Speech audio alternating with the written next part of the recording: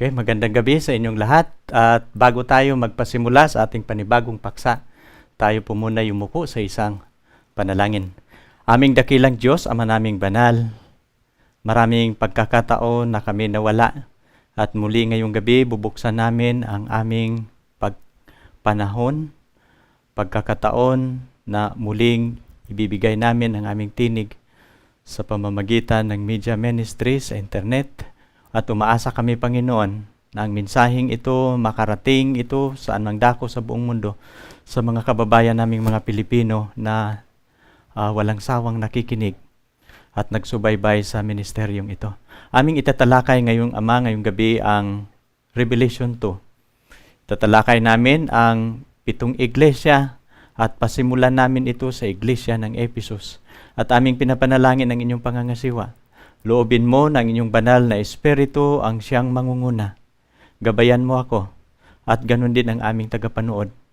Hinihiling ko na habang pag-aralan namin ang iglesyang ito, makikinabang kami.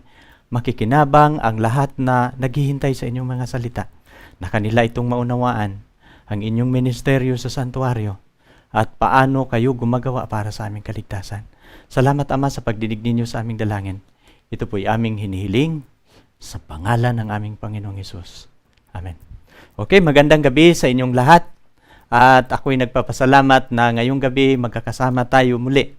No? Sa kabila ng aming maraming trabaho, kabisi sa paghanap buhay, pero naisingit pa rin namin ang ministeryo sapagkat ito ang gawain natin habang tayo naghihintay sa Panginoon.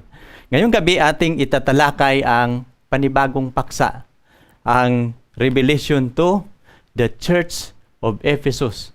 Pero bago tayo dadako sa ating talakayan, ay gusto ko munang babatiin ang lahat nating mga viewers na nagsubaybay. At nagpapasalamat ako na marami ng mga taong kumukontak sa atin sa Japan. Si Sister Makamoto ay bago ko lang nalaman na sa Japan pala mayroong nanonood at kayo nakikinabang sa ating ministry. No? Ang sa Saudi, sa Riyadh, maraming nanonood sa Riyadh. Nung nagdaang gabi, mayroong nakausap ako na uuwi ngayong December at malapit na siyang makakarating. At mayroon pa ring isa, si Sister Buscato ay matatapos na din ang kanyang kontrata sa Saudi, ay uuwi na rin siya at dadaan siya dito sa Iglesia ng Puting Kahoy. Umaasa kami na makikinabang kayo sa panibago nating paksa na ating itatalakayin. Si Sister Edita, binabati din kita ng magandang gabi.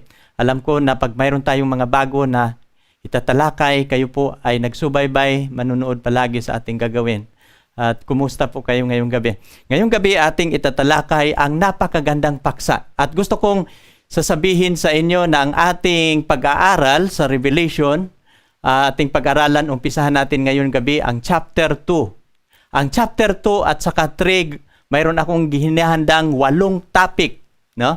Pag ating itatalakayin ang chapter 1, 2 at saka 3, 8 topic ang ating itatalakay sapagkat ang 7 iglesia, bawat iglesia ay isang paksa ang ating pag-aaral na gagawin. At ang unang iglesia sa 7 iglesia ay ang Church ng Ephesus at ito yung ating itatalakay ngayong gabi. No? Pero ito yung mga iglesia na ating tatalakayin sa loob ng 7 topic na ating sunod-sunod. Ang una nating topic ay ang iglesia ng Ephesus at sa sunod ang Smyrna, abangan ninyo yan, Pergamos, Thyatira, Sardis, Philadelphia at saka Laodicea. Ito yung mga topic na inyong abangan at bawat topic dito alam ko na kayo'y makikinabang. Iuulitin ko din mga kapatid na ang aklat ng Apokalipsis, ito po'y aklat para sa mga mananampalataya. Hindi po ito para sa sanlibutan. Kaya nga mapapansin ninyo ang mensahe, the revelation of Jesus Christ to the 7 churches, ito po'y para sa kanyang tunay na iglesia. At kayo'y magtaka kung ang inyong relihiyon ay hindi makatalakay, hindi makapapaliwanag sa mag-isip-isip kayo sapagkat maaring ang inyong iglesia na inananiban ay hindi tunay na iglesia. Pero sa iglesia ng Panginoon, ang mensahe niya ay maintindihan ng kanyang mga anak sapagkat sa kanya nanggagaling ang kanyang mga salita. Ngayon ating itatalakay ang 7 churches. Ibibigay ko sa inyo ang background ng 7 churches, no? Sapagkat ito po'y mahalaga. No, ating titingnan dito, una nating titingnan sa ating pag-aaral bago natin itatalakay o ngayong gabi ang Iglesia ng Ephesus. Atin munang pag-aralan ang pagiging pari ni Jesus Christ sa santuario sa langit. Importante ito na inyong malalaman. Isa sa mga foundational doctrine ng Seventh-day Adventist, yung doktrina namin patungkol sa santuario. Hindi ko pa ito natatopic ng ang buong doktrina sa santuario at dapat ito ninyong maintindihan. Sapagkat nung nakita ni Juan si Jesus Christ, nang narinig niya ang tinig habang siya nandoon sa isla ng Patmos, narinig niya ang tinig nang siya tumingin sa kanyang likuran, ay nakikita niya si Jesus Christ. Pero saan nakita ni Juan si Jesus Christ sa kanyang pangitain? At atin po itong pag-aralan ngayong gabi at inyo po itong maintindihan kung aking i-review kunti ang santuario ng Panginoon.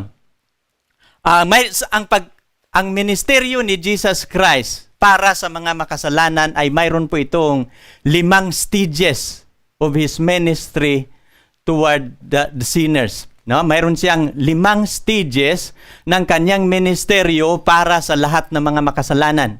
Paano ko sasabihin sa inyo? I-review ko sa inyo ang santuario ng Panginoon. Ito yung santuario sa wilderness at mayroong order habang sinisit up nila itong santuario. Sa mayroong 3 tribo, sa west 3 tribes, no? May order ito. Sa north at saka south, kasi 12 tribes ang Israel, 3 tribes yan.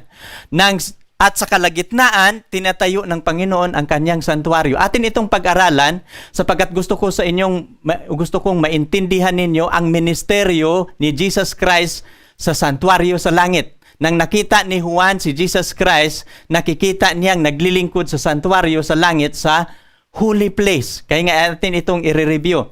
No? Mapapansin ninyo, ito yung sit-up ng santuario sa wilderness. At ang santuario sa wilderness, mayroon itong 3 pintuan. No? Mula sa kampamento, kapag ang isang makasalanan, kasi lahat ng kasalanan sa kampamento ng Panginoon, malilipat ang kanilang kasalanan sa pamamagitan ng kanilang handog sa mga hayop. Kapag ang isang tao nagkakasala, malilipat ang kanyang kasalanan sa pamamagitan ng handog. At ano ang kanilang handog? Mga tupa, no? Mga bato-bato at baka. Pero mapapansin ninyo, ito yung obligasyon ng mga tao paano malipat ang kanilang kasalanan. Ang santuario ng Panginoon, mula sa kampamento, ang unang pinto, ang pintuan ng court. At kung papasok ang banal na mataas na pari, naglilingkod sa araw-araw, sa holy place, ang pangalawang pinto at ang pangatlong pinto ay ang most holy place. Maintindihan ninyo ito, bakit ko ito tinatalakay?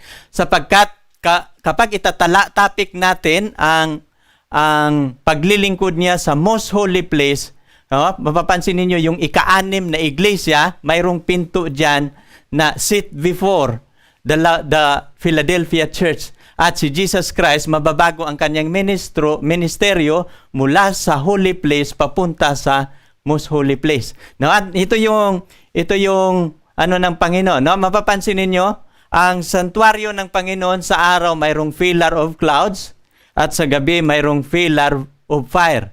No, ito yung at lahat ng kasalanan magiging malilinis ang kanilang kasalanan, nililinis ng Diyos ang kanilang kasalanan sa pamamagitan ng kanilang handog na mga sakripisyo.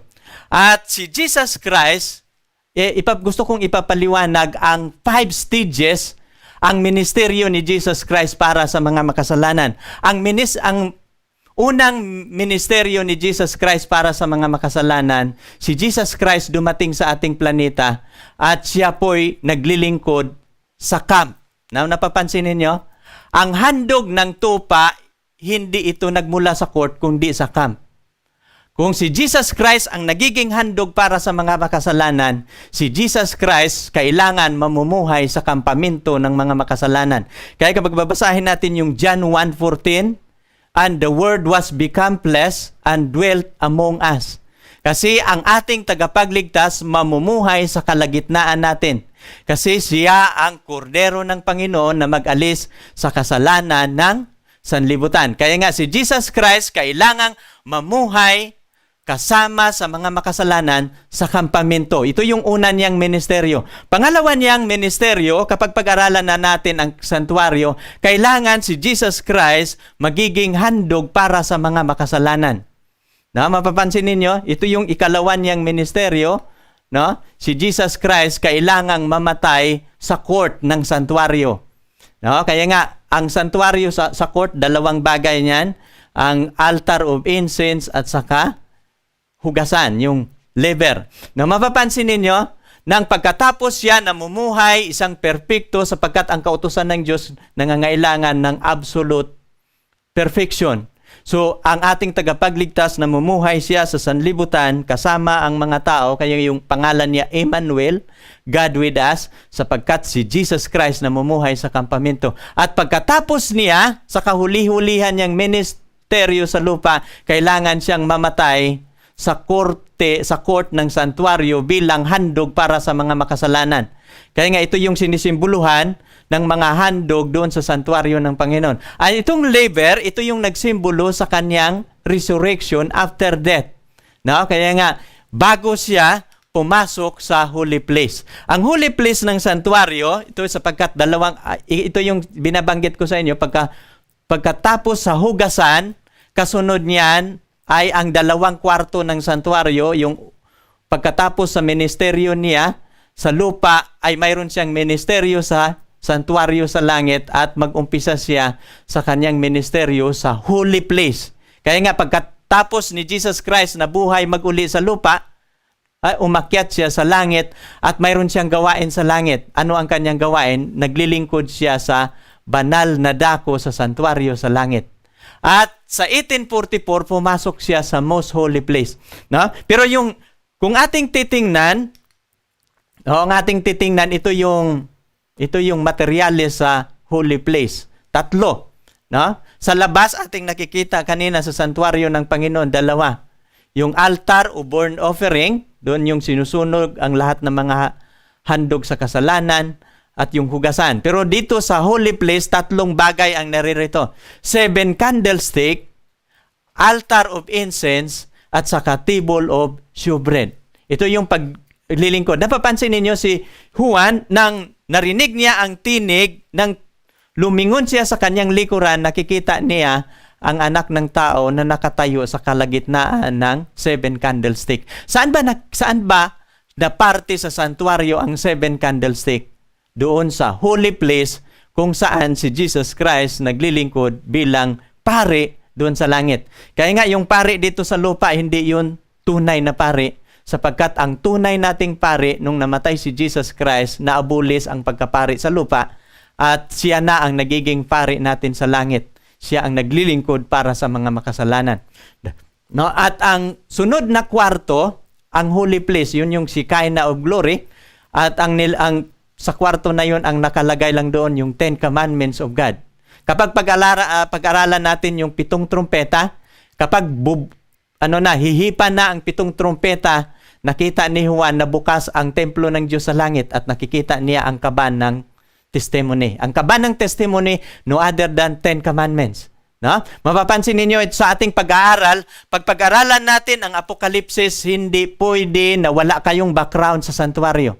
Maintindihan ninyo ang mensahe ng Panginoon kung inyong maintindihan ang paglilingkod niya sa santuario sa langit, sapagkat si Jesus Christ ang ating pinakamataas na pari na naglilingkod para sa mga makasalanan. At ang kanyang paglilingkod mayroong 5 stages. Ang ika-4 niyang paglilingkod ay yung papasok siya sa most holy place. At sa ating kapanahunan ngayon, si Jesus Christ wala na dito sa holy place, kundi doon na siya sa most holy place. No? Sa ating pag-aaral, madaanan natin yan, ipapaliwanag ko yan. Kailan siya pumasok sa most holy place. At kung matapos na siya sa kanyang paglilingkod, sa ika-4 na paglilingkod niya sa most holy place, lalabas siya at ililipat niya ang kasalanan sa the scapegoat, no? Mayroong pag-aaral tayo niyan at abangan ninyo yan ating ipapaliwanag ang detalye na pagtuturo tungkol sa santuario. At ang ikalimang paglilingkod ni Jesus Christ, papalitan niya ang kanyang robe na isang mataas na pari sa isang damit na isang hari. Ito ang 5 paglilingkod na ginagampanan ni Jesus Christ sa lupang ito bago matatapos ang ating sanlibutan. Na mapapansin ninyo, kaya nga sasabi ni Apostol Pablo sa Hebreo 8:1 at saka 2, sabi niya dito, "Now of the things which we have spoken, this is the sum. We have such an high priest who is sit on the right hand of the throne of God, of the majesty of heaven, a minister of the sanctuary and of the tabernacle, which the Lord pitched and not man." No, mapapansin ninyo, si Jesus Christ naglilingkod sa isang santuario, no? Isang tunay na tabernakulo sa langit na ang nagtayo at gumawa, hindi tao. At sino ang nagtayo? Ito ang santuario ng Panginoon. No? Kaya mayroong pag-aaral tayo patungkol sa santuario, ay abangan ninyo yan. Marami pa akong itatopic sa YouTube at nagnanais akong makikita ninyo ang paglilingkod ng Panginoon para sa ating makasalanan. Ating babalikan ang 7 churches. Gaano ito kahalaga? No? Mapapansin ninyo, ito yung 7 iglesia na nang lumingon si Juan. No? Ating mababasa niyan sa chapter 1 ng Revelation. Nang narinig niya ang tinig ng siya'y lumingon, nakita niya ang description ni Jesus Christ. Hindi bilang tao, kung hindi bilang anak ng Diyos. At si Jesus Christ, naglilingkod siya sa ikatatlo niyang yugto sa paglilingkod, sa pagministeryo para sa kaligtasan sa mga makasalanan. At saan nakita niya si Juan? Sa holy place, sa 7 kandilero ng santuario ng Panginoon. Kaya nga, kailan ito? Nang nabuhay siya mula sa mga patay, umakyat sa langit, nag-umpisa siya sa kanyang ministry. No, kailan ba si John the Baptist, si John the Beloved na exile sa Patmos? Sa 96 AD. No? Bago siya mamatay, na exile siya doon sa Patmos sa taong 96 AD siya na exile. At si Jesus Christ, nakikita niyang naglilingkod doon sa santuario sa langit. Na mapapansin ninyo, ito yung sana naintindihan natin anong kahulugan nitong 7 iglesia.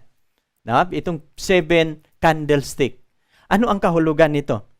Mapapansin ninyo, ang 7 iglesia, the 7 churches of Revelation represent 7 period of church history. Tandaan ninyo, ang 7 iglesia sa Apokalipsis ay nagrepresenta ito sa 7 yugto ng kasaysayan ng iglesia.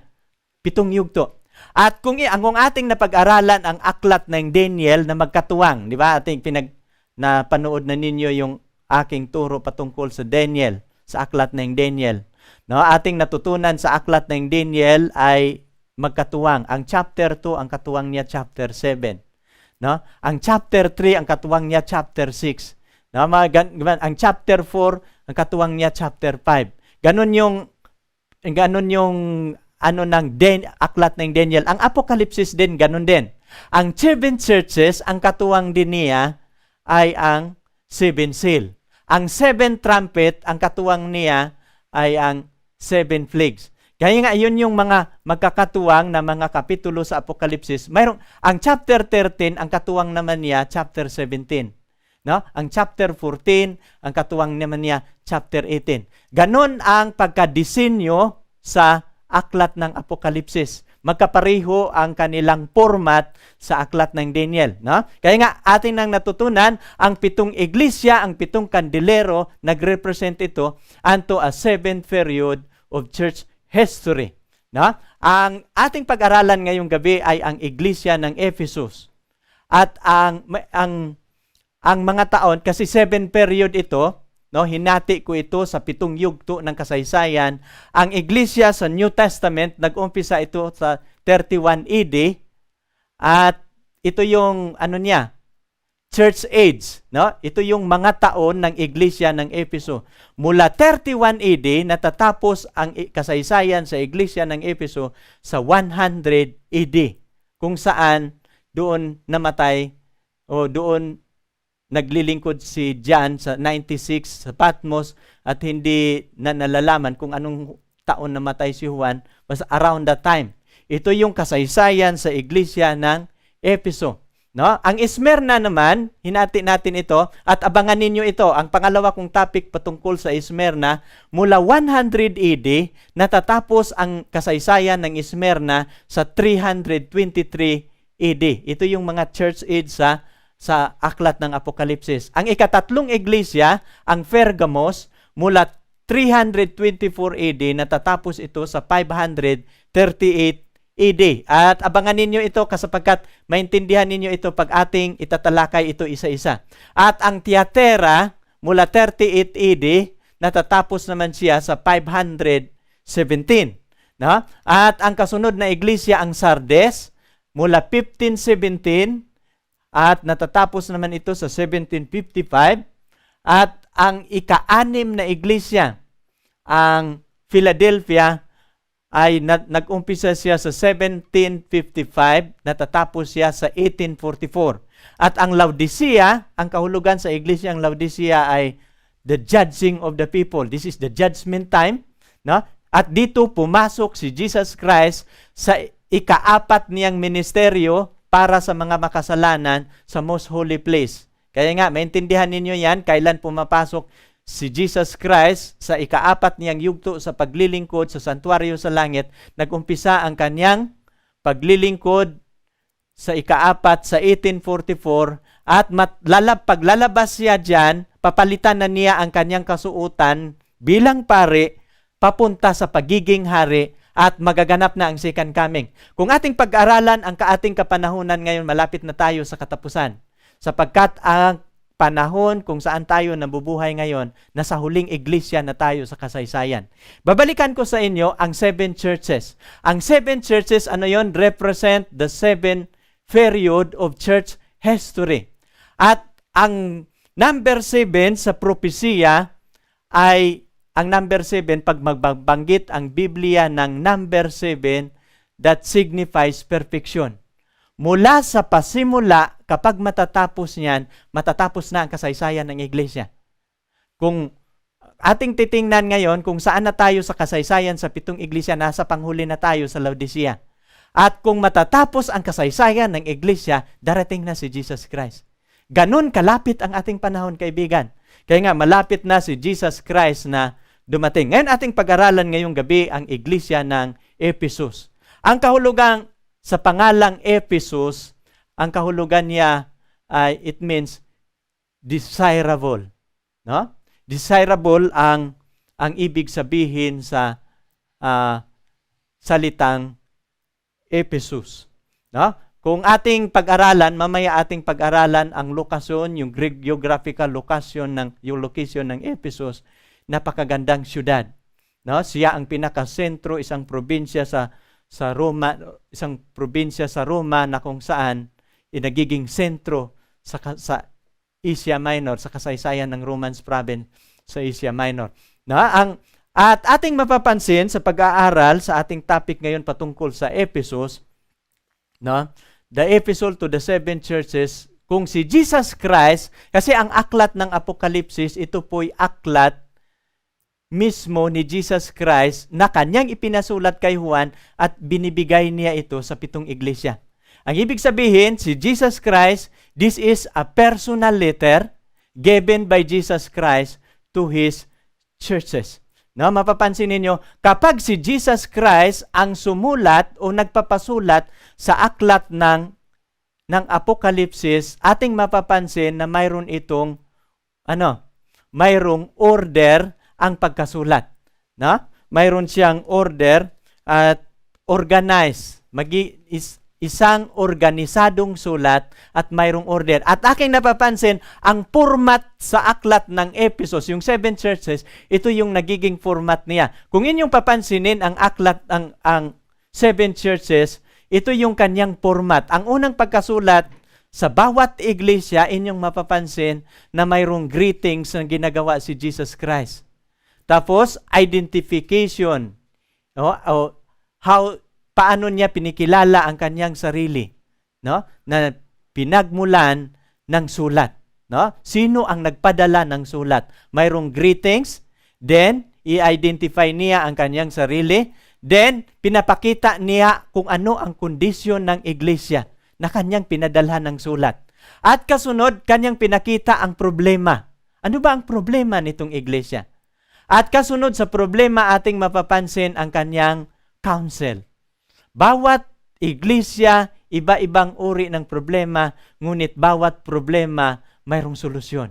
No? At ating mapapansin, pagkatapos sa solusyon, mayroon siyang promise. Then, closing.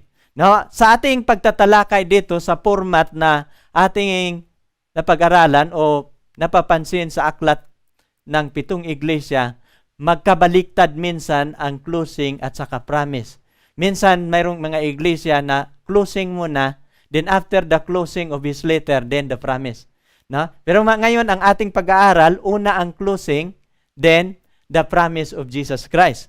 So ito yung nagiging format. Dito tayo sa kanyang greetings. No? Sabi niya dito, ito yung sulat ni Jesus Christ na kanyang pinasulat kay Apostol Juan mula Revelation 2, 1 to 7. No? Ganun lang, ilang mga 7 verses lang ang iglesia ng Ephesus. Ito yung kanyang greetings. To the angel of the church of Ephesus, write.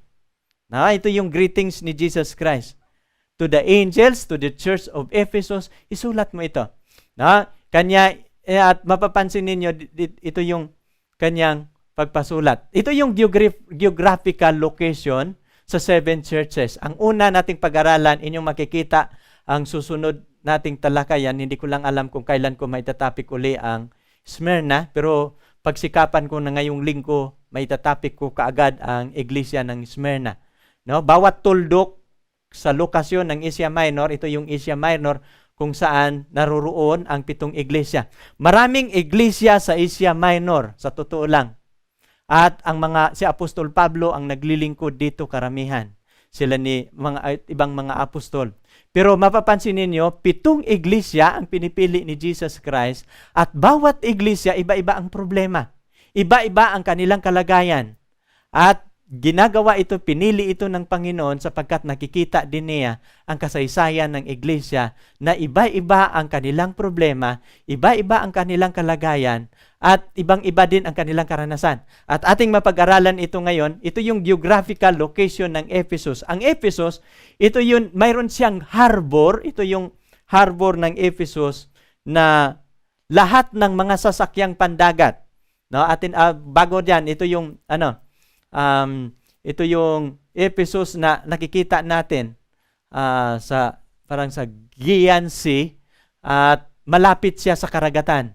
At ang Ephesus, dito natin makikita ang isang napakagandang harbor, lahat ng sasakyang pandagat na nagmula sa Europa, saan mang bahagi sa mundo, at karamihan dumadaan sa Ephesus kasi sa kapanahunan ni Juan o sa kapanahunan nila ni Apostol Pablo, ito yung sentro ng probinsya sa Asia Minor na probinsya ito ng Roma na kung saan ay lahat ng mga sasakyang pandagat mayroon silang napakalaking harbor, no? Yung pantalan na kung saan dito dumadaan.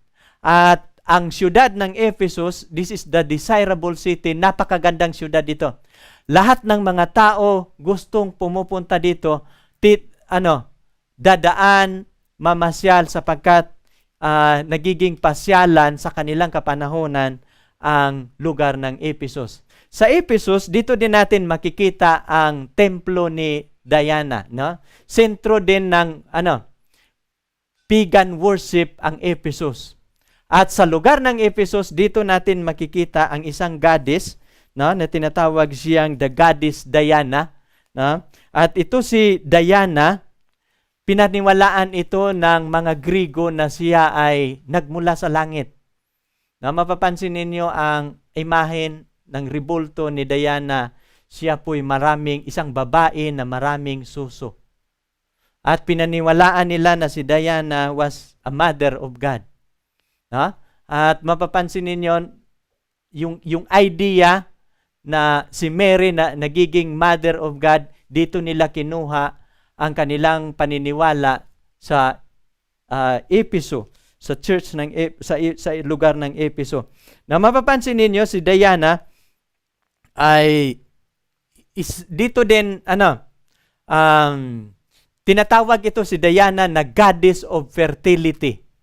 At karamihan sa mga tao na hindi nanganganak, dito sila nanalangin, mga asawa na hindi nanganganak, dito sila nanalangin sa templo ni Diana.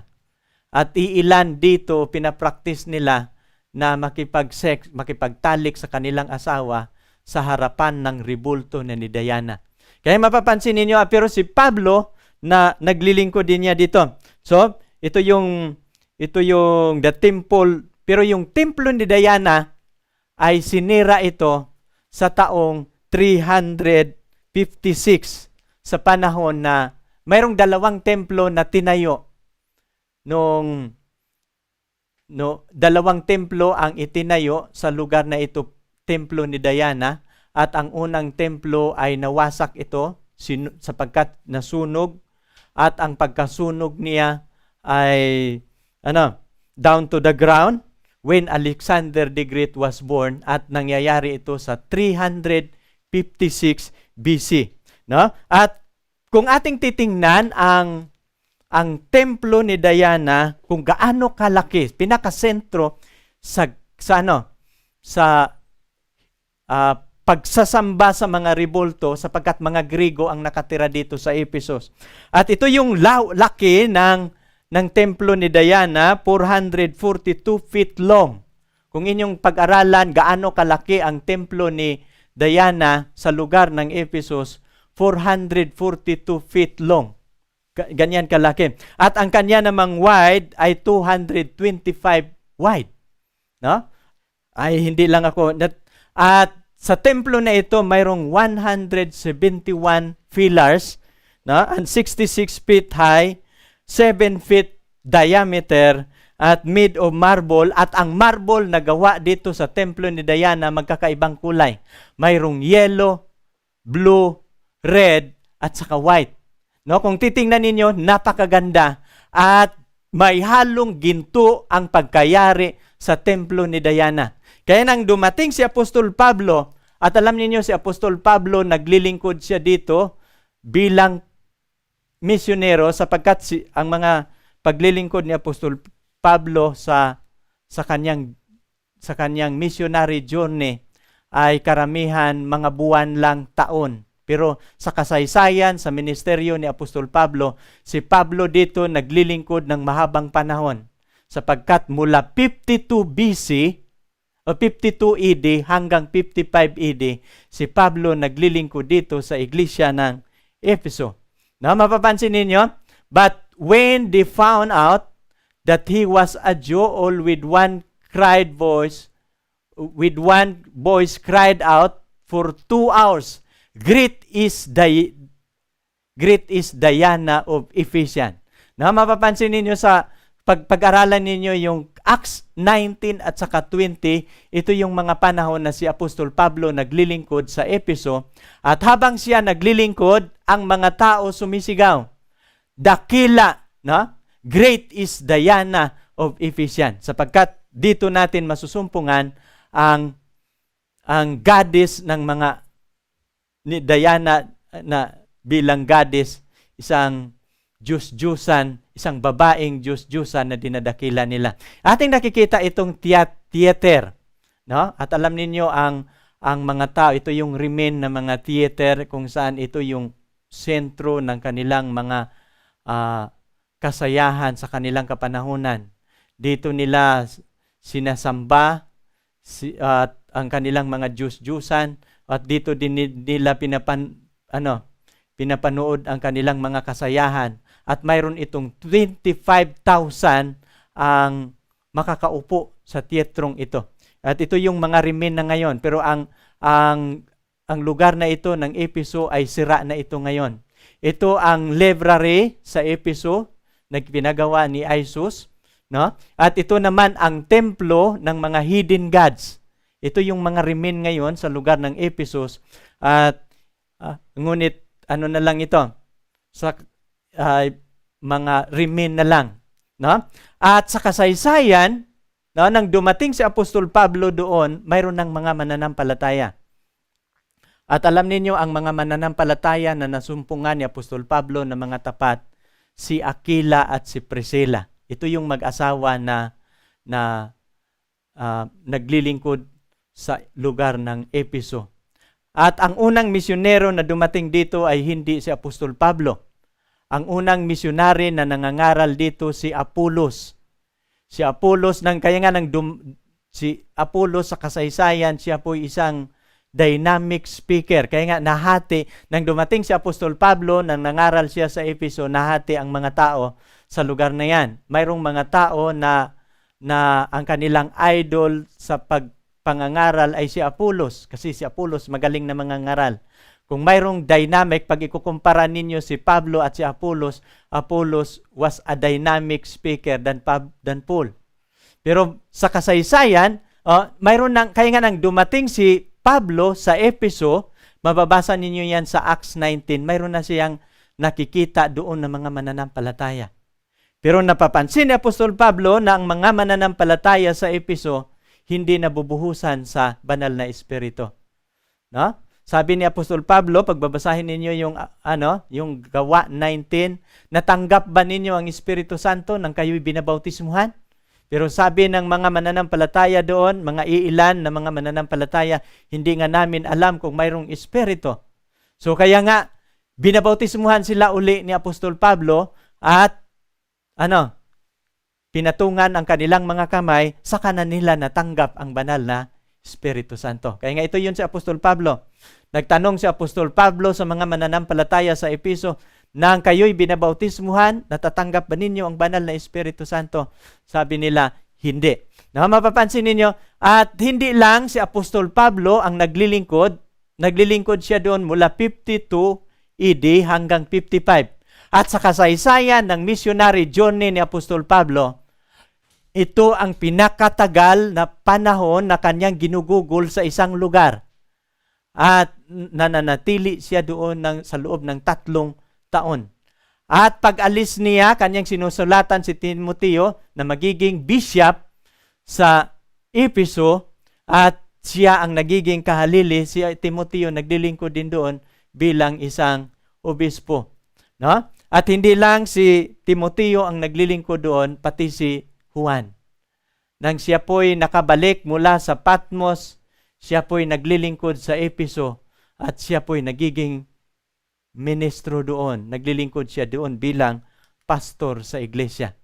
At mayroong mga paniniwala sapagkat iniwan ni Jesus Christ si Mary, si Maria na ina ni Jesus Christ ay nakatira din doon sa lugar ng Efeso. No? And this continue for 2 years. Ito yung tala sa 1910. Si Apostol Pablo nananatili siya sa loob ng 2 taon, so that all who dwell in Asia heard the word of the Lord Jesus, both Jews and Greeks. No? Nangangaral siya 3 taon. Pero sa kasulat sa 19, 2 taon siya nananatili sapagkat nakatira na siya doon ng 1 taon. Kapag pag-aralan natin ang iglesia ng Efeso, ito ang inyong matutunan, mga kapatid. Gaano kahalaga na ating matutunan ang iglesia ng Efeso?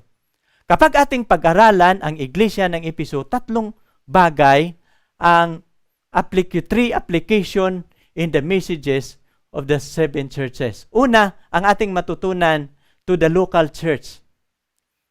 Ang sulat para sa lokal na iglesia sa Efeso. Pangalawa, to us as individual.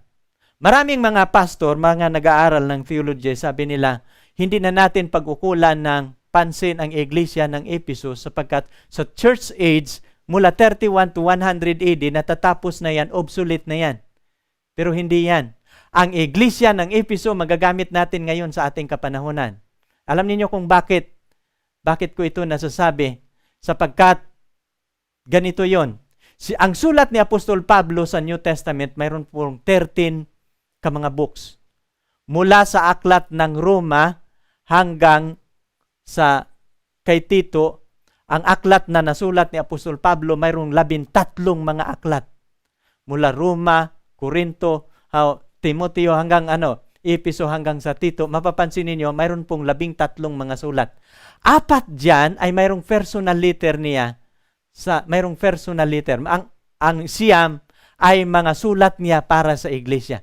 Pero mapapansin ninyo, kahit mga personal letter ang kanyang sulat, katulad sa sulat niya kay Timoteo, from Paul, personal letter niya Timoteo, pero magagamit sa ating mga kabataan ngayon, ang sulat ni Apostol Pablo para kay Timoteo. At nagagamit natin ang sulat ni Apostol Pablo para kay Timoteo, even though it is a personal letter. Mapapansin ninyo, ang sulat sa iglesia sa Ephesus, specifically para sa local church ng Ephesus, pero magagamit natin ito ngayon. Sapagkat ang problema sa Epheso, maaring problema din natin ngayon. At ang problema, kung ang problema ng Epheso at ang problema natin ngayon, mayroong counsel na binibigay ng Panginoon sa bawat iglesia, at ang counsel na ito, applicable counsel in our time. Mamaya ating itatalakay niyan, inyong maintindihan yan. At ikatatlo, yung to the church age. Mapapansin ninyo, 3 mga bagay ang importante na dapat nating matutunan sa ating pag-aaral. Ito yung church age ng Ephesus mula 31 AD, natatapos siya sa 100 AD. Ito yung apostolic time, apostolic era of church history. Kaya nga ito yung unang iglesia. At sino ang mga membro sa iglesyang ito? Ang 12 apostles, then the 7 deacons, then ang mga mananampalataya na tumatanggap. Mapapansin ninyo, ito yung mga nilalaman, ito yung mga tao na mga mananampalataya sa kasaysayan sa iglesia ng Epheso. Christ's message to the church of Ephesus, ito yung kanyang mga sulat. Ito yung identification, nababasa na natin yung greetings kanila. Ito yung format na ating susundan. Dito tayo sa identification. Paano in-identify ng sulat na ito? Saan ba nanggagaling ang mga sulat sa Epheso? Saan ba ito nanggagaling? Sabi niya dito, the mystery of the 7th star, kasi si Jesus Christ, habang nakikita ni Juan doon sa holy place ng santuario, hawak niya ang 7 bituin. Ang 7 bituin na nasa kanyang kamay. Atin niyang itatalakay. Sabi niya, the mystery of the 7th star which you saw in my right hand, the 7 golden lampstand and the 7 star are the messengers of the 7 churches, and the 7 lampstands which you saw are the 7 churches. Ito yung identification na dapat nating maintindihan. Sabi niya dito, ang misteryo sa 7 mga bituin na iyong nakikita sa aking kanang kamay, na mayroong 7 ay nagsimbolo ng 7 golden lampstand. The 7 star are the messengers of the 7 churches. The 7 lampstands which you saw are the 7 churches. Anong sinisimboluhan sa star? Ay messenger. Kung ating pababawin pa ang messenger, ito po'y mga ministro o mga pastor na hawak ni Jesus Christ sa kanyang mga kamay. At kung ating pag-aralan ang kasaysayan sa 7 iglesia, ang 7 mga messenger, 7 mga pastor na naglilingkod, hawak niya sa kanyang mga kamay. At alam ninyo bilang mga mananampalataya, kapag ikaw at ako magiging tapat na mga mananampalataya, it is a symbol of star in the hand of God.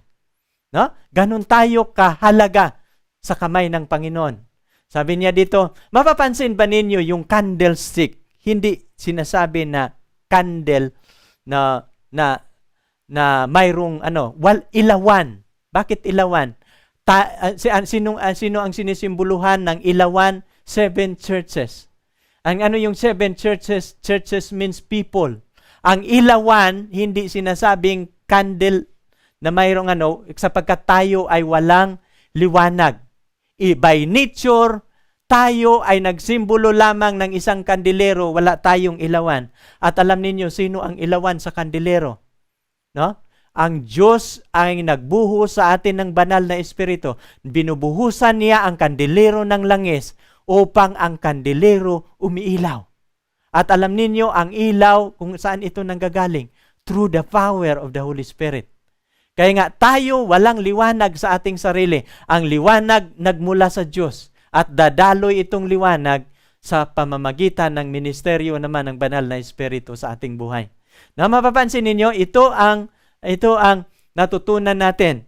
Identification of God Himself. Paano niya, saan nagmula ang kanyang mensahe, saan nanggagaling. At ang mensahe nanggagaling kay Jesus Christ. Kaya nga ang mga nag-aaral sa aklat ng Apokalipsis, maraming mga taong hindi nagbabasa nito sapagkat sabi nila, mahirap basahin, mahirap pag-aralan ang aklat ng Apokalipsis kasi maraming simbolo, hindi maintindihan. No? Pero hindi yan totoo. Ang aklat ng Apokalipsis ay madali natin itong maintindihan kapag ating mapag-aralan, maintindihan ang ministeryo na ginagampanan niya para sa mga makasalanan. At ang Apokalipsis, hindi ito mahirap. This is the revelation of Jesus Christ. At ang revelation ni Jesus Christ, this is not the revelation of the world, but the revelation to His church. Ha? Nilagay niya, sabi niya, isusulat mo ito. Ang mga bagay na, nang mangyayari at ang mga bagay na hindi pa nangyayari. Kaya yung aklat ng Revelation is concerning prophetic message. Mayroong mga prophecy. Hindi pa nangyayari, pinasulat na ng Panginoon para sa kanyang iglesia. At kung pag-aralan ito ng kanyang iglesia, gagabayan niya ang kanyang iglesia sa liwanag ng kanyang mensahe. No? Sapagkat naiintindihan sa bayan ng Diyos kung ano ang mensahe ng Panginoon sa kanyang iglesia. No? Kailan ang iglesia ng Efeso mula 31 AD, natatapos ito sa 100 AD. No, mapapansin niyo ano ang kondisyon? Ating pag-aralan na naman ang kondisyon ng church na ito. What is the condition of this church, Ephesus? Sabi niya dito, ito yung kanilang kalagayan. I know your work, your labor, your patience, and that you cannot bear those who are evil. And you have tested those who say that they are apostle and are not, and have found them a liar. Na? At ito pang kasunod, and you have persevered and have patience and have labor for my name's sake and have not become weary. Na ito yung kondisyon niya. Na ito yung mapapansin ninyo, ito yung kanyang kalagayan. At sabi ni Jesus Christ sa iglesia ng Efeso, nalalaman ko ang iyong mga gawa. No? Your labor, ang iyong pagpapagod, ang iyong pagtitiis, that you cannot bear those who are evil. And you have tested those na nagsasabi sila mga apostoles pero hindi. And have found them a liar. Na mapapansin ninyo, alam ninyo, yung ako'y bata pa. Bago pa sa pananampalataya sapagkat ako'y nagiging Adventist at the age of 14 years old. At nung ako'y nabautismuhan, walang Bible study. First time kong pumasok sa simbahan, nakikita ko ang nagpabautismo, 20 sila, ay nang nanawagan ang pastor na ito yung bibinyagan, hindi ko matitiis na hindi sasama sa magpabinyag. Unang simba ko sa simbahan ng Seventh-day Adventist. Walang Bible study, nagpabinyag ako sa Seventh-day Adventist. Hindi ko mapigilan ang aking sarili, mayroong bumubulong sa akin, sasama ka sa tumatayo na magpabautismo. Hindi ko maintindihan. Ang lolo ko nang nag-imbita sa akin na isang Seventh-day Adventist, hindi siya pumayag.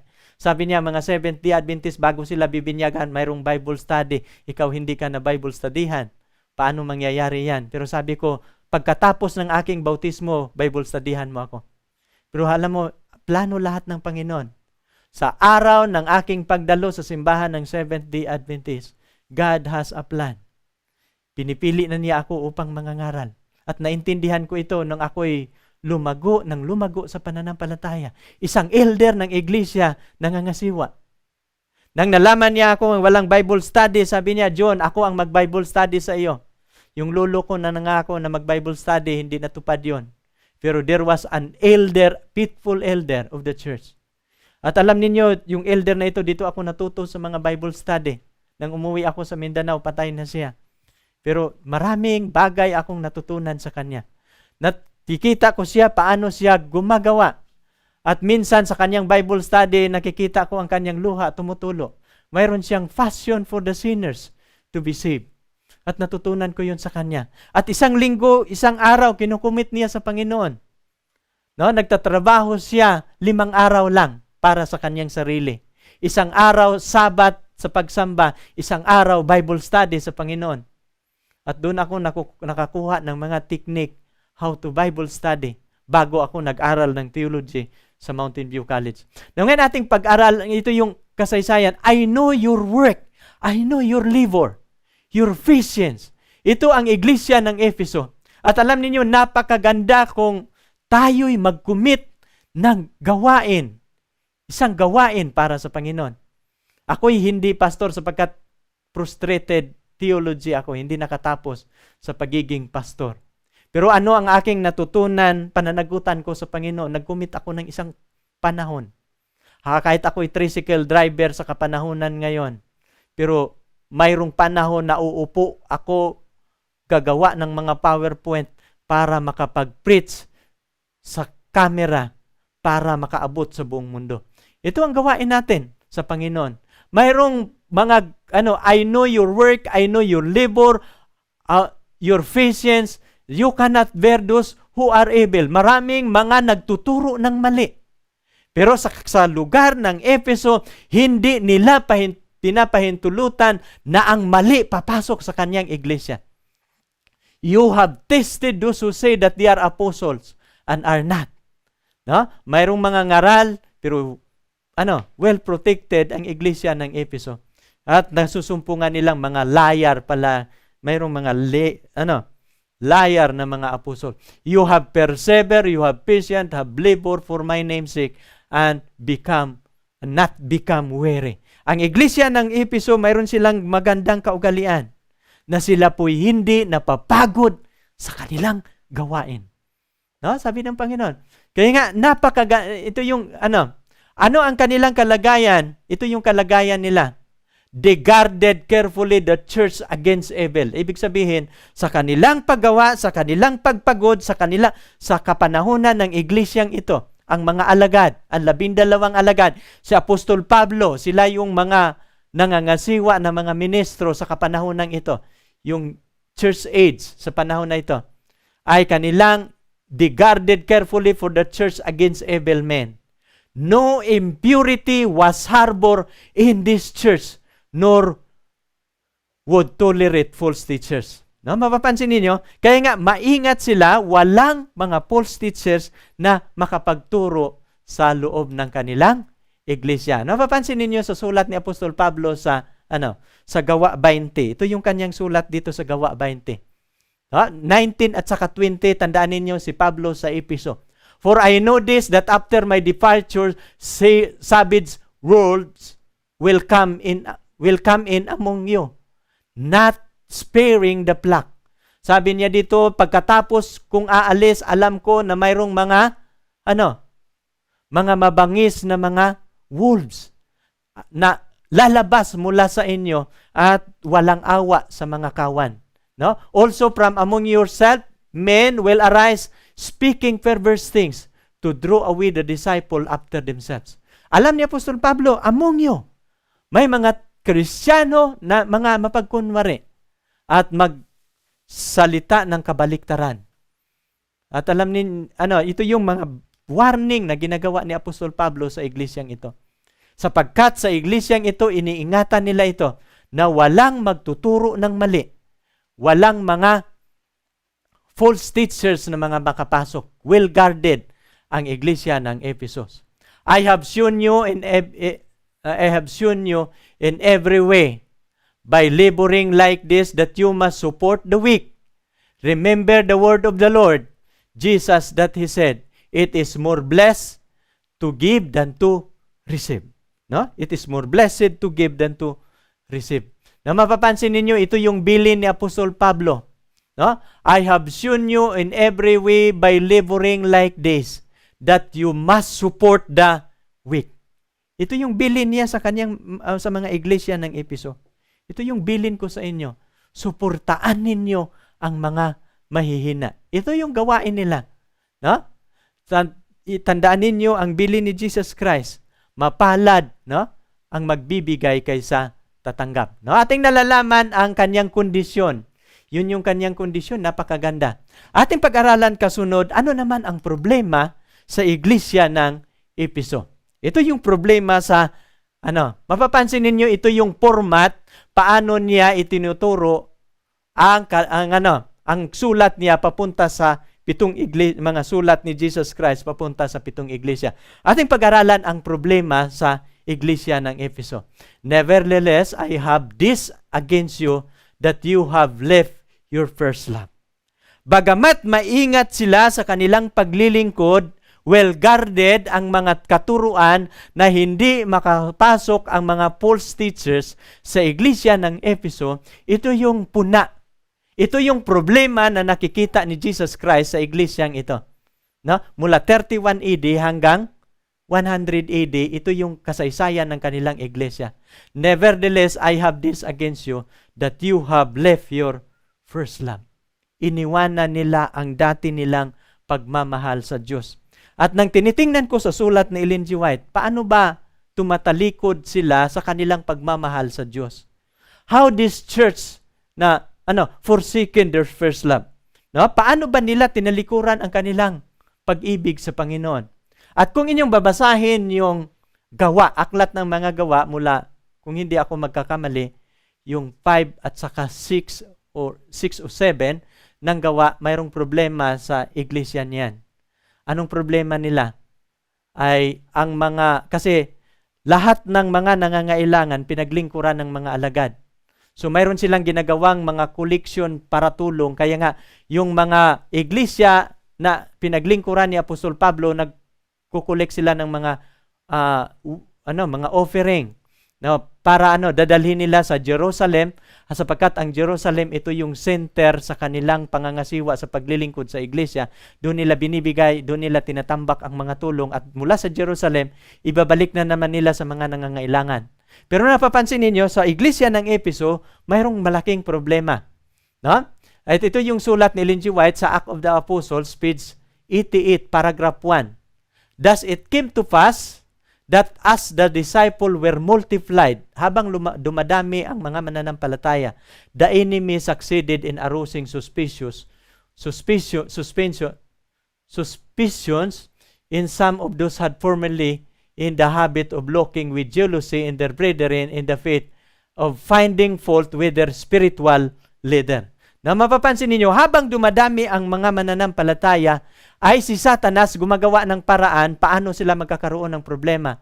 Ang mga tao habang nagministeryo ang mga alagad, ay tinitingnan nila ang mga paggawa ng mga leaders. Paano ba sila tumutulong? Paano ba sila tinutulungan ng mga alagad? Kasi dinidistribute, kung mayroong mga bahalo, mayroong mga orphans, pinaglingkuran ng mga alagad yon.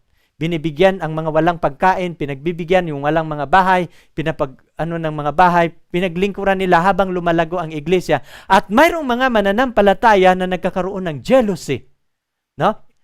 On their brethren in the faithful of finding fault, with their spiritual leaders. Naghahanap sila ng mali. Sa halip na sila titingin na maglilingkod sa harapan sa Diyos at magtatapat, tumitingin na sila ngayon sa mga leader, at ang mga leader hinanapan nila ng mali. Sabi nila ay mayroong mga paborito ang ating mga leader.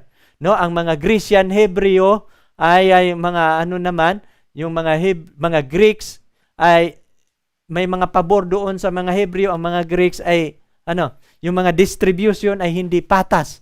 Kaya nga na nagkakaroon ng problema, away-away sa kanilang ito yung dahilan kung bakit mula sa kanilang pagmamahal sa Diyos ay nabaling sa pagtingin sa tao. At alam niyo ang problema nila, problema din natin ngayon minsan. Mayroong mga taong naglilingkod at nang sila'y tinulungan ng iglesia, nakapokus na sila ngayon sa mga leader. Kung hindi na magpapatuloy ang kanilang tulong, ay nadi-discourage na sila kasi hindi na sila tinutulungan. Sa halip na alam niyo mga kapatid, sa paglilingkod sa Panginoon, hindi tayo dapat titingin na ang iglesia dapat tulungan ako. Kung hindi, ang dapat nating gagawin sa paglilingkod, ano ang matutulong ko sa iglesia? Paano ako makakatulong sa gawain ng Panginoon? Sa halip na hindi magiging Christ-centered and His ministry, ay na baling ang kanilang pagtingin sa kanilang self-centeredness. Ang kanilang pagtingin, tinitingnan nila ang iglesia kung paano tumutulong sa kanila. Ito yung nangyayari kung paano nawala ang kanilang pagmamahal sa Diyos. And cause of the complaint was in alleged neglect of Greek widows in the daily distribution of assistance, or any inequality would have been contrary to the spirit of the gospel, yet Satan had succeeded in arousing suspicion. Prompt measure must now be taken to remove all occasion in dissatisfaction, lest the enemy triumph to bring his division among the believers. At alam niyo kung anong solusyon ang ginagawa. Sabi nila, dapat sa mga suliraning ito, mayroong mga ngasiwa. Dapat hindi mawawala ang mga pangangaral at dito nanalangin ang iglesia, naghalal sila ng mga diakono. At ito yung dahilan kung bakit nagkakaroon ng 7 deacons sa Aklat ng Gawa. Alam niyo kung bakit nagkakaroon ng problema. That is the first problem of the Church of Ephesus. Nagkakaroon ng division among themselves. Anong problema?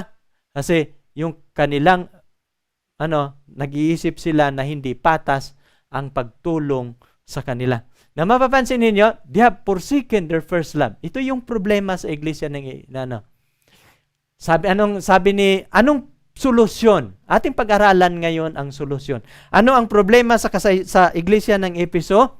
Ang problema nila ay iniwanan nila ang dati nilang pag-ibig. They have forsaken their first love. At alam ninyo, importante yan na ating matutunan ngayon paano solusyonan. At alam ninyo, naranasan ko din yan bilang mananampalataya. Nung ako'y bago pang mananampalataya, nang habang ako'y nagbabasa ng Biblia, ay hindi ako nagsasawa. Walang pagsasawa sa pagbabasa ng Biblia. Araw at gabi parang nauuhaw, nagugutom ako sa pagbabasa ng Biblia. Pero dumating ang panahon na nababago ang aking damdamin. Anong nangyayari? Mayroong mga panahon na nawawalan din ako ng ganang magbabasa ng Biblia at ayaw ko nang babasahin ang Biblia. At ito din ang naranasan ng iglesia ng Efeso. Pero alam ninyo kung anong turo na binibigay ni Jesus Christ sa iglesia na ito sa kanilang problema at suliranin. Ito yung sabi ni Jesus Christ sa Revelation 2:5. Remember therefore from where you have fallen. Repent and do the first work, or else I will come to you quickly and remove your lampstand from its place unless you repent. Pero nang nakikita ni Jesus Christ ang problema, mayroong solusyon sa problema. Nang nakikita niya ang iglesia ng Efeso, ito yung problema nila. Nagkawatak-watak sila, mayroong division among themselves. Nagkaproblema sila sapagkat hindi na sila tumitingin kay Kristo, tumitingin na sila sa paglilingkod ng mga leader at nawalan sila ng tiwala, ng hihina, hindi na nila pakinggan ang salita ng Panginoon. Ito yung panawagan. Remember therefore where you have fallen. At kung babalik tayo sa ganung kalagayan, ganun din ang ating gagawin. Ano bang pasimulain ng iyong paglilingkod sa Panginoon? Nag-umpisa ka ba sa pagbabasa ng Biblia na nagugustuhan mo ang iyong pagbabasa at dumating ang punto na nawalan ka ng gana ng It is because you have forsaken your first love. Anong advice ni Jesus Christ? Remember therefore where you have fallen. Saan ka nahuhulog? Saan ka nadapa? Doon ka tatayo. No? Ito ang repent and do the first work. Ano ang ginagawa mo dati, gagawin mo uli. No? Kung ikaw mangangaral ngayon, wala nang gana sa pangangaral, tatayo ka at mangangaral ka uli. Ito ang ng iglesia ng Efeso. Napapansin ninyo, alam ko sa mga lahat ng nabautismuhan sa Panginoon, sa unang araw ng inyong bautismo, ano ang inyong nadarama? Nadarama ninyo ang kagalakan, kasayahan na hindi ninyo maintindihan. Hindi ninyo maranasan. Nung ako'y nabautismuhan, at alam ninyo, ito yung aking masasabi, ganito pala ang mabautismuhan sa Panginoon. Mayroon kang kagalakan na hindi mo maintindihan. No? Sapagkat sa araw na yan, nabukas ang langit para sa iyo, ikaw ay ginawa ng anak ng Diyos. At ang isang kalagayan sa pagiging anak ng Diyos ay isang kagalakan. Nang nakikilala mo si Jesus Christ after your baptism, you have joy in your heart. You have peace na hindi mo maintindihan. At saan ka nakatingin? Kay Jesus Christ because you love Jesus Christ. No? Lahat ng kapag ikaw ay bagong mga mananampalataya, hindi ka magsasawang makikinig sa Bible study. Hindi ka magsasawang dadalo ng maaga sa simbahan. Hindi ka magsasawang magbabasa ng Biblia. Mayroon kang kagalakan. Sapagkat isang relasyon na nabubuo, nakikilala mo ang Panginoon na iyong pinaglingkuran. Na mapapansin mo, kapag ikaw ay bagong mananampalataya, hindi ka magsasawang magbabasa ng Biblia sapagkat gusto mong malaman ang katotohanan. At ang katotohanan na alam mo ay hindi sapat, gusto mong madagdagan ng madagdagan. Na mapapansin mo, ito ang tunay mong kalagayan. No? Ang mga panalangin ninyo, napakaganda damdamin sa isang bagong mananampalataya ng isang panalangin. Minsan may mga panalangin tayo, hindi lang 3 bisis sa isang araw. Marami. At nadadama natin ang pagiging malapit sa Panginoon nang tayo ay nagiging mga mananampalataya pa. Pero ang kasaysayan nila dito, kinalimutan nila ang dati nilang pagmamahal sa Diyos. Pero ang sabi ng Panginoon, babalik ka kung saan ka nahulog. Tatayo ka. This is the counsel of, remember therefore where you have fallen. Repent and do the first work. Na mapapansin ninyo, ito yung iglesia ng Efeso. Ang Panginoon, alam ninyo, napapansin ko dito sa 7 iglesia, ang Diyos mayroong napupuna. Bawat iglesia, siya'y mayroong napupuna. At alam ninyo kung anong hinihintay ng Panginoon? Repent and do the first work. Repent. Mapapansin ninyo, ang panawagan, magsisi. At alam ninyo, habang si Jesus Christ naglilingkod sa santuario, kapag tayo'y mahulog, magkakamali, magkakasala, ang hinihintay ng Panginoon sa atin, repentance. Ang repentance, ito po'y pagkalungkot sa kasalanan na nagawa sa harapan ng Panginoon. At ito po'y pagbalik loob. At ang Diyos ay muling magpapatawad, magbibigay siya ng bagong pagkakataon. Pero kung hindi ka magsisisi, wala na siyang ibang magagawa. Aalisin niya ang kandelero sa iyo. Mayroong time kung saan masasara ang kaligtasan. Ito yung napupuna, no? Ito, maliban sa kilalimutan nila ang dati nilang pagmamahal, ito pa ang pangalawa na napupuna ng Panginoon. Ito ang problema niyang pangalawa. No? At sabi niya, ang kanyang kalagayan, but this you have, that you hate the deed of Nicolaitans, which I also hate. Ating pag-aralan ngayon, ano ba itong Nicolaitans? Mapapansin dito, bagamat kinalimutan niya ang una niyang pag-ibig, pero ito yung nakikita ng Panginoon sa kanyang kalagayan. No? But this you have, that you hate the deed of Nicolaitans, which I also hate. Yung kinapupuutan ang gawain ng mga Nicolaitans. Ano itong Nicolaitans? Gusto kong ipapaliwanag sino at ano itong gawain ng mga Nicolaitans sa kanilang kapanahunan. Ang Nicolaitans, galing ito sa isang tao na Nicolas, isang mangangaral na si Nicolas, at siya po'y nangunguna sa isang sikta, no? Sabi dito sa, he was a sect whose character were impure and licentious.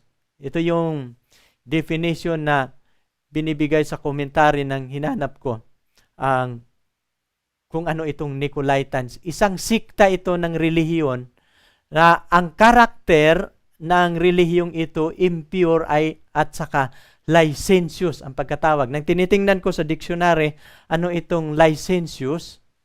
No? Sabi niya dito, unrestrained by law. Ito yung isang sikta na hindi gumagalang sa kautusan. Hindi nagpailalim sa kautusan. Kung mayroong kautusan ang Diyos, hindi ito sumunod sa kautusan. No? Morality laws. Kasi mayroong moral law, hindi nila sinusunod. Isang sikta ito na hindi, ang ibig sabihin, ito is isang sikta na hindi sumusunod sa utos ng Diyos. No? Ang ibig sabihin, they are liberal. No? They felt that the church was too strict in maintaining its standard. Their teaching were on abuse of grace since they advocated that the Christian were free from the law of God and its principles. No? Kaya nga ang ano nila, ang isang siktang ito ay isang liberal na sikta na ayaw nila na ang isang relihiyon ay mayroong boundaries, mayroong batas na sinusunod. Itong siktang ito ay hindi sila sumusunod sa batas at their teaching were on the abuse of grace. Ginagamit nila ang grasya ng Diyos, isang lisensya ng isang paggawa ng kasalanan. Sabi nila ang Diyos ay mayroong grasya at ang kanilang paniniwala, ang itong Nicolaitans, ang kanilang paniniwala ay ang ating body, ang spiritual body at saka spirituality ng isang tao, ang body at ang spiritual na bahagi ng tao ay magkahiwalay ang kanilang paniniwala. Ang ating katawan hindi nakaapekto sa ating spiritualidad. Ang paniniwala nila, kung ano ang gagawin ng ating body cannot affect the spirituality of a person. For example, anuman ang gagawin ko, hindi ito makaapekto sa aking pananampalataya. Kaya nga, yung pananampalataya nila na once saved, always saved. Once natanggapin ko si Jesus Christ, kahit ano ang aking gagawin, ligtas na ako. Ito ang kanilang paniniwala. At ito yung doktrina at sa doktrina ng Nicolaitans. At ang doktrina ng Nicolaitans, hindi ito sumusunod sa kautusan. Kaya nga, dahil mayroon ng grasya, ay ang grasya ay ang kanilang paniniwala dahil namatay na si Kristo ay wala ng kautusan, hindi na kailangan. Ano ang gagawin natin? Tayo iligtas na. Once saved, always saved. Pero pag titingnan ninyo ang Nicolaitans, ito yung sinasabi ni Jesus Christ, and but this you have, that you hate the deed of Nicolaitans, which I also hate. Ang ganitong uri ng pananampalataya ay kinamumuhian ito ng Panginoon. Na walang standard ang isang pananampalataya. At hindi yan pwede. Ang relihiyon na walang standard ay malawak na daan yon. Ang sinasabi ng Panginoon, magsipasok kayo sa makipot na pintuan. Sapagkat mayroong standard na susundin ang iglesia ng Panginoon. But the doctrine of Nicolaitans ay liberal. No? Libre lahat. Karamihan sa mga relihiyon ngayon walang bawal. No? Walang bawal. Kasi, kaya nga mayroong mga pastor sa ibang protestant ngayon, kumakasal na kahit mayroon na kasing, ngayon, pagkakasal sa mayroong pagkakasal na ngayon sa mga parihong lalaki at parihong babae. At madali nila itong tatanggapin. Pero sa mga Seventh-day Adventists, it cannot be. Hindi pwede na kakasalin ng aming ministro ang parihong lalaki at parihong babae. No?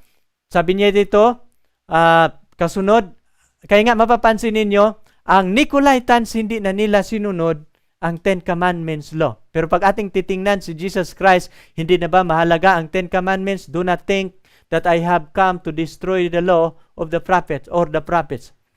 I did not come to destroy, but to fulfill it. No? Sabi ni Jesus Christ, ang mga relihiyong ito, sabi nila nang dumating si Kristo, winalang bisa na ang kautusan.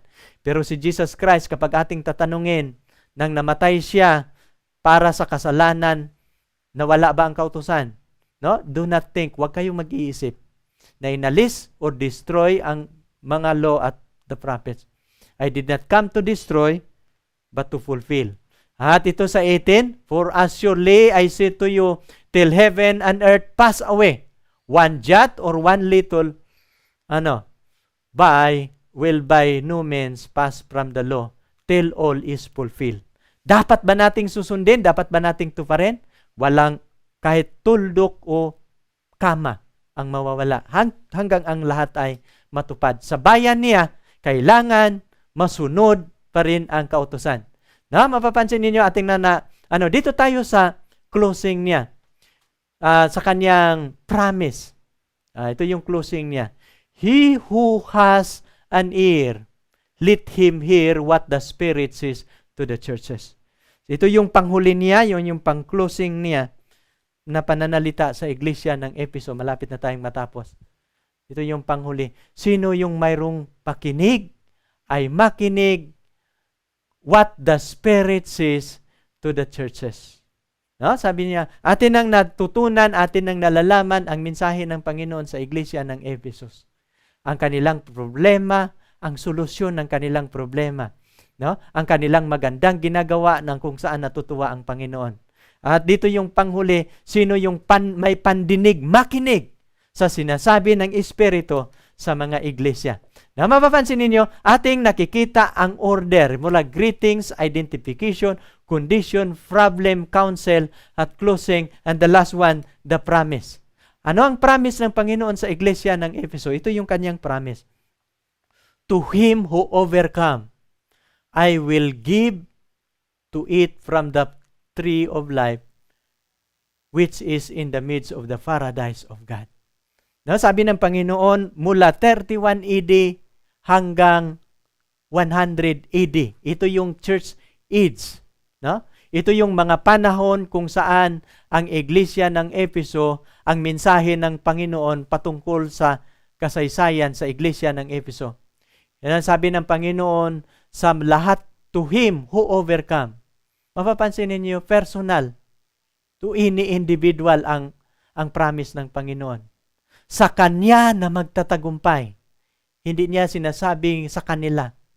To them. But sinasabi ng Panginoon, to Him. It means to every individual na mag-overcome. Anong promise niya sa lahat ng magtatagumpay sa iglesia ng Efeso? I will give to eat from the tree of life, which is in the midst of the paradise of God.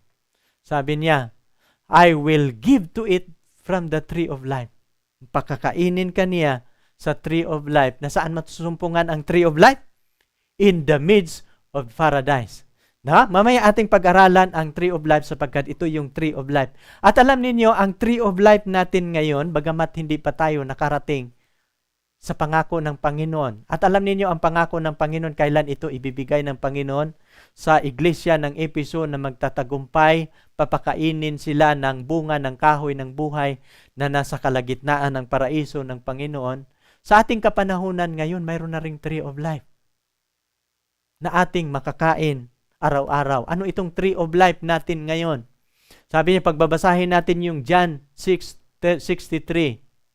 Ito yung ating tree of life while waiting the real tree of life in heaven.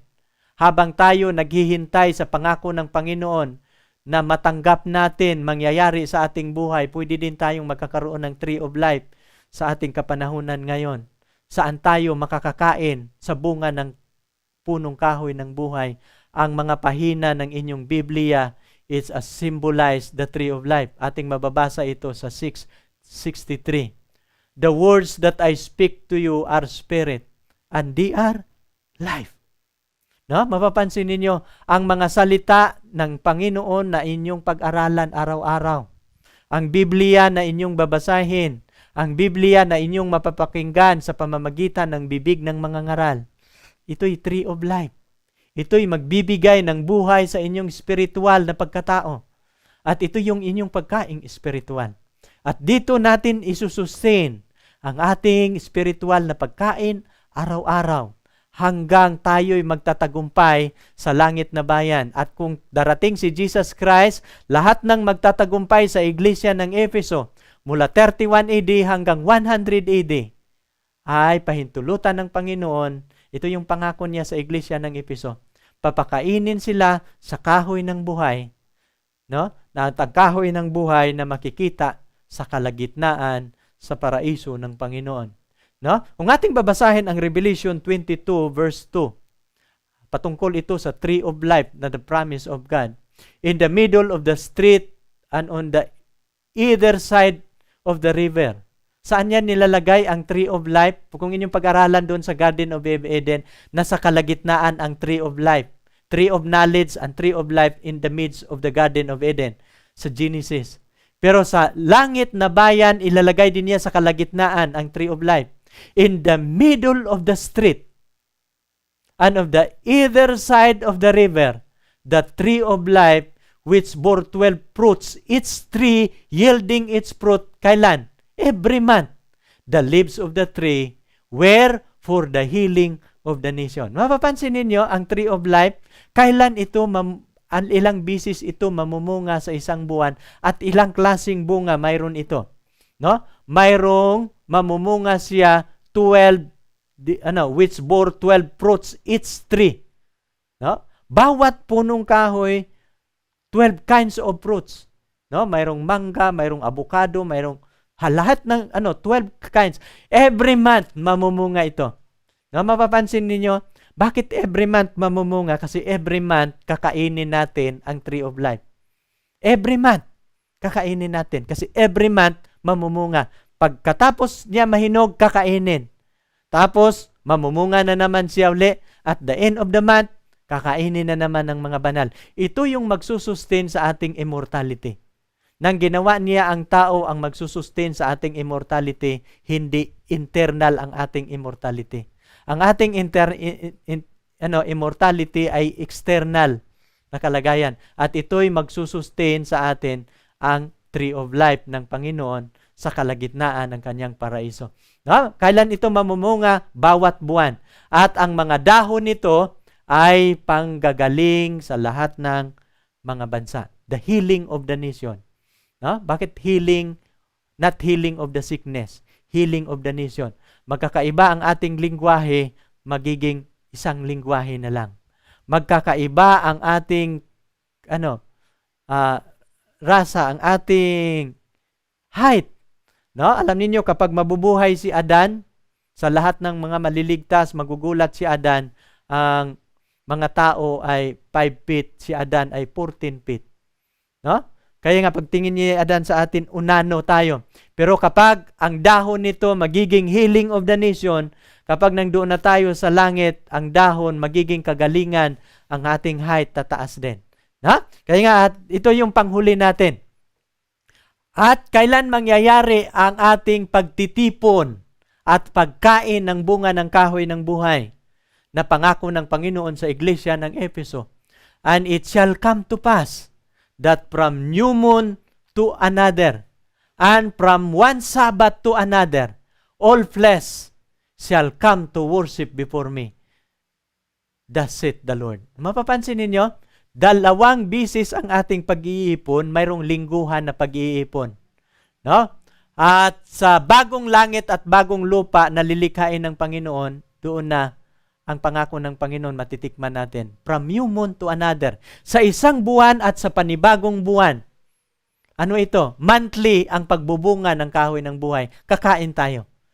At from Sabbath to another, ang pagsamba natin weekly. Every 7th day of the week.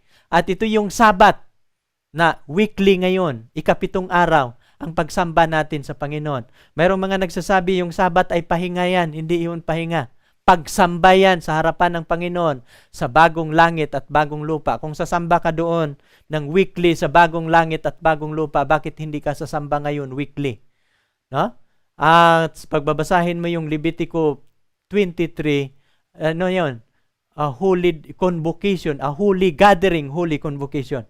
Kaya nga ang Sabat hindi ito para matulog sa bahay magpapahinga. Pahinga ito para sa Panginoon, para sambahin siya. Sana ngayong gabi ating natutunan ang isang napakagandang paksa sa iglesia ng Efeso. At alam ninyo, ang problema ng Efeso ay maaring problema din natin ngayon. Ang kasaysayan sa 7 iglesia, 7 uri ng problema sa lahat ng mga mananampalataya throughout the ages. Pero ang unang problema sa iglesia, ang unang problema ng iglesia ng Panginoon, ang iglesia ng Efeso, they have forsaken their first love. Kung mayroong mga mananampalataya na nawala ang kanilang pag-ibig, pagmamahal sa Diyos, mayroong solusyon. Kung saan ka bumagsak, doon ka babangon. No? Kung ang dahilan sa iyong pagbagsak, hindi pagsamba, hindi pagpanalangin, hindi pagbabasa sa Biblia, kukunin mo yan lahat. Umpisahan mo, tatayo ka muli, at makakabalik ka. Ito ang payo ng Panginoon sa iglesia ng Efeso, at magtatagumpay ka. At kung ikaw ay magtatagumpay, papakainin ka ng Panginoon sa kahoy ng buhay na nasa kalagitnaan ng kanyang paraiso. Ito ay po'y manalangin sa ating pagtatapos at ipanalangin kita, kaibigan. Aming dakilang Diyos, maraming salamat, Ama, na sa gabing ito aming natutunan ang napakagandang paksa. Aming pinag-aralan ang 7 iglesia. Kasaysayan sa 7 iglesia bago kayo darating. Ang kasaysayan, yugto ng 7 iglesia, ito yung 7 yugto sa kasaysayan. At kung matapos ang kasaysayan ng iglesia, matatapos na rin ang sanlibutan. At kami nagpapasalamat na sa huling iglesia na kami. Ngunit aming pag-aaral sa YouTube ang bawat isang iglesia. May matutunan kami sa aming paglilingkod.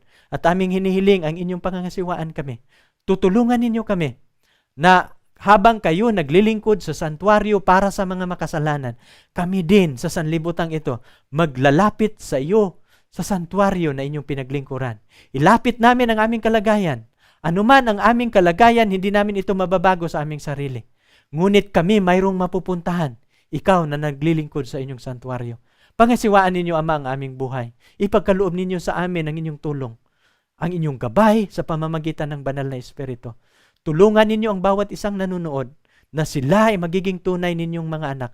Tatanggapin kayo bilang personal na tagapagligtas. Alam ko na sa maraming mga manunood na intindihan nila, lalapit lang sila sa inyo. Maghanap kayo ng Seventh-day Adventist kung saan makapaglilingkod kayo ng lubos sa inyong Panginoon. Maraming salamat sa inyong pagdinig, Panginoon. Pagpapalain ninyo ang bawat isa. Ito po'y aking hinihiling sa pangalan ng aming Panginoong Hesus. Amen. At magandang gabi sa inyong lahat.